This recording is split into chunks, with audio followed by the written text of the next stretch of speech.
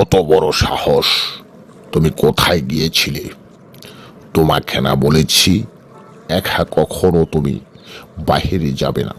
যদি একা যাও তাহলে কিন্তু আমি তোমাকে অনেক শাস্তি দেব। কথাটা বুঝতে পারছো? প্লিজ, আমি তোমাকে ছাড়া আর কখনো মার্কেটে যাব না, কোথাও যাব না। তুমি আমাকে এবারের মতো ক্ষমা করে দিচ্ছ তো?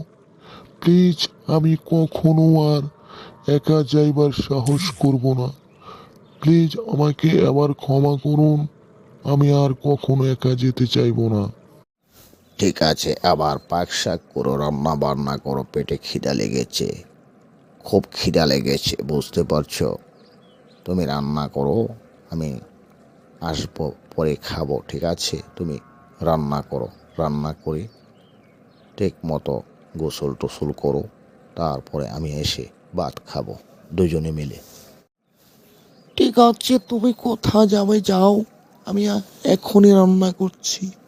এখনই তোমার জন্য খাবার রান্না করছি। তুমি এখন কোথায় যাইবা? ওইখান থেকে ফিরে আসো, দুজনে মিলে একসাথে পাক করে রান্না বান্না করে খাবো। তুমি এক্ষুনি জলদি করে চলে আসো প্লিজ।